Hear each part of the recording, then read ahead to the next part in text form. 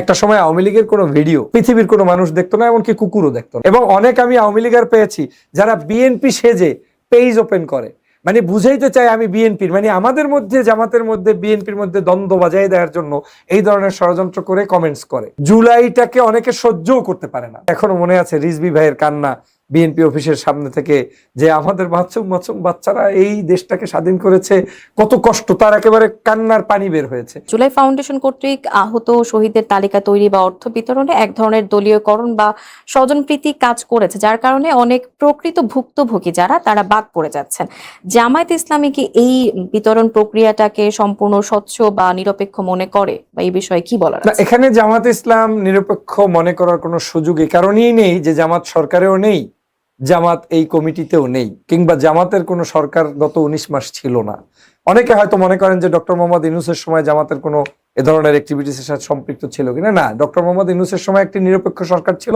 জামাত ইসলাম শুধুমাত্র ইউনূস সরকারকে সহযোগিতা করেছে গণতন্ত্রের স্বার্থে, দেশের স্বার্থে এবং মানুষের মানে গণতন্ত্রটাকে ফিরিয়ে আনার স্বার্থে। আমি মনে করি এই ধরনের বিতর্ক তখনই হয় যখন অস্বচ্ছতা কিছু না কিছু প্রকাশ পায়। সেই জায়গা থেকে আমি এটাকে কোনোভাবেই বলছি না যে 100% সহি কাজ তারা করতে পেরেছে। ব্যক্তিগত অভিমত হচ্ছে এরকম যে এ ধরনের বিতর্কিত কার্যক্রম হয়তো তাদের ভিতরে কিছু না কিছু এসেছে। যেমন জুলাইয়ের আমাদের যারা এই যে চেতনা বলেন, আমরা যারা জুলাই যোদ্ধার সাথে সম্পৃক্ত ব্যক্তিরা, সম্ভবত যখন ফেনীতে বন্যা হলো অনেক অর্থ সম্পদ উঠেছে, কেউ কেউ প্রশ্ন তুলছেন যে এই টাকাগুলো ডাইরেক্ট কিভাবে বিতরণ করা যেত, করলো না কেন, টাকাগুলো আবার কোথায় কিভাবে দিয়ে টিয়ে ইউনূস সাহেবের মাধ্যমে বিতরণ করিয়েছে, এ নিয়ে বেশ বিতর্ক রয়েছে। এখন এই বিতর্কগুলো তৈরি হয় তখনই যখন আপনি এক ধরনের কথা বলে উত্তোলন করেন আর বাস্তবতার ক্ষেত্রে আপনি ভিন্ন সংস্কৃতি চর্চা করেন, তখন মানুষের কাছে প্রশ্নবিদ্ধ হয়। আমি এটাকে বলছি না যে জুলাইয়ের সবকিছু সঠিকভাবে পাচ্ছে, হ্যাঁ না পাচ্ছে না। আমার যদি ওয়ান কমেন্ট জানতে চান, আমি মনে করি বাংলাদেশে জুলাই যোদ্ধা, এই যুদ্ধহত ব্যক্তিরা যারা পঙ্গু হয়েছে, চক্ষু নাই, হাত নাই, পা নাই, কিডনি হারিয়েছে, শরীরের বিভিন্ন অঙ্গ প্রত্যঙ্গ হারিয়েছে, একজনের তো দেখলেন মুখই নাই এখন পর্যন্ত, আপনি আমার নামটা ভুলে গিয়েছি, সেই চিকিৎসা নিচ্ছে বিভিন্ন দেশে, খোকন চন্দ্র। হ্যাঁ, তো এই যে মানুষগুলোর চিত্র, এরা আসলে সঠিকভাবে গুটি কয়েক মানুষ ছাড়া সবাই ভালোভাবে পাচ্ছে বলে আমার মনে হচ্ছে না।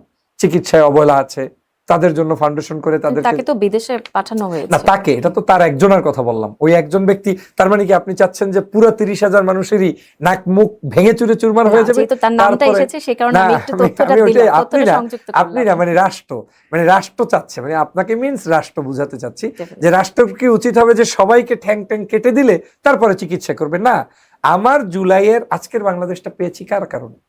আমাদের এই ছাত্রছাত্রী ভাই বোনদের কারণে। তো এই প্রধানমন্ত্রী যদি দেশের কোন সর্বপ্রথম কোন একটা প্রজেক্ট চালু করেন, সেটা সবার আগে জুলাইয়ের জন্য করা উচিত, জুলাই যোদ্ধাদের জন্য করা উচিত। ওদের রক্তের উপর ভিত্তি করেই তো আজকের বাংলাদেশ। নতুন কিছু পেয়েছি। হাসিনাকে তো কেউ তাড়াতে পারিনি, আমি, আপনি, আপনারা কেউ তাড়াতে পারে নাই। 16 বছর আন্দোলন হয়েছে, বিএনপির সমাবেশ হয়েছে গরুর মাঠে, শেখ হাসিনা উইকেট দেখিয়ে পাঠিয়ে দিয়েছে। বিএনপির অফিস থেকে 500-700 মানুষ বোমা হামলার অপরাধে আন্দাজে মিথ্যা কথা বলে তাদেরকে গ্রেপ্তার করে নিয়ে যাওয়া হতো। জামাতের অফিস টফিস সব তালা লাগায় বন্ধ করে দিত। এই চিত্র থেকে উদ্ধার করেছে আমাদের যুব সমাজ। আমরা যে পরিমাণ তাদের প্রতি কন্ট্রিবিউশন করা উচিত সেটা হচ্ছে না, এটা আমি জোর দাবি জানাবো তাদের প্রতি। ইভেন এখন তো দেখছি জুলাইটাকে অনেকে সহ্যও করতে পারে না, মানে ভাবখানা এমন যে ওরা আমার শত্রু। কেন রে ভাই? ওরা যদি আপনাকে প্রতিদিন 5টা গালিও দেয় সরকারকে, ধরেন সে ফর এক্সাম্পল, যদিও আমি গালিকে প্যাট্রোনাইজ করছি না বা প্রমোট করছি না, কিন্তু যদি ওরা গালিও দেয়, আপনি এতটুকু আপনি নিশ্চিত থাকেন যে এই গালিটা তো গুমের চাইতে বেশি না, খুনের চাইতে বেশি না, আয়নাঘরের চাইতে বেশি না, খালেদা জিয়ার বিনা চিকিৎসার চাইতে বেশি না। তার মানে ওই সময় আপনাদের উপরে যে পরিমাণ জুলুম নির্যাতন হয়েছে তার চাইতে গালিটা খুবই ছোট। আচ্ছা, এখানে আমি একটা প্রশ্ন করতে চাই, মানে এত দ্রুত 2 বছরের মাথায় কিভাবে মানুষের মাথা থেকে আসলে সেই সময়ের দৃশ্যগুলো চলে যায়, যখন একটা মানুষ নেতিবাচক কোনো পোস্ট দিচ্ছে সেখানে তাকে সমর্থন দিয়ে মানুষ কমেন্ট করছে, হ্যাঁ নেটিজেনরা কমেন্ট করছে, মানে এত দ্রুত মানুষ কি করে ভুলে গেল? মানে কেন, কি দায়ী এটা?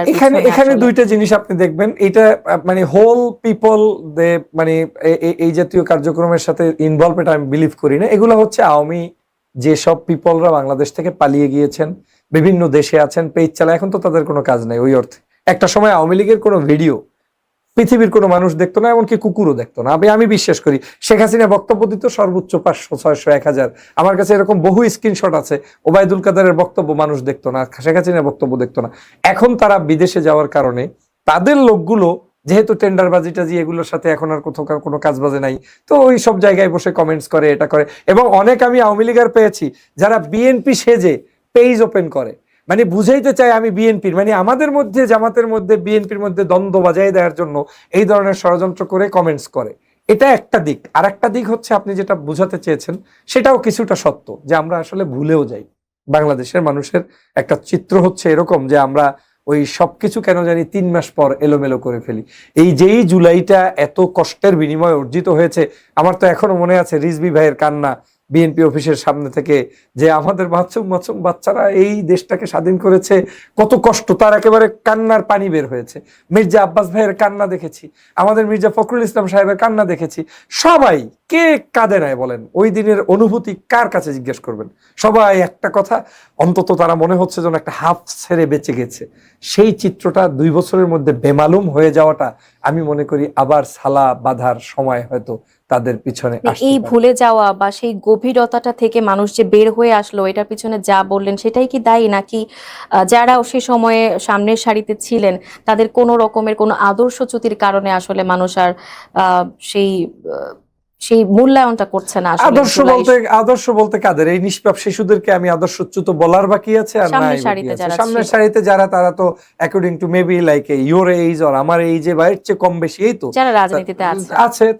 তাতে আমি মনে করি না যে সেটা এমন কোনো বড় ধরনের অপরাধ তারা করেছে যেটার কারণে আপনি অভিমান করে এই ধরনের একেবারে বিরক্ত বোধ করবেন। আপনার কাছে তাইলে বুঝতে হবে আপনি শেমলেস পারসন। আপনার তো শেম থাকা উচিত, একটু লজ্জা থাকা উচিত, যে যেখানে আমাকে থাকতে হতো আয়না ঘরে, আমার উপরে জুলুম নির্যাতন স্টিমরোলার মামলা হামলা, সেখানে এই ধরনের ছোট ছোট আচার ব্যবহারে যদি আমি কষ্ট পাই, আমি মনে করি সেটা সঠিক নয়।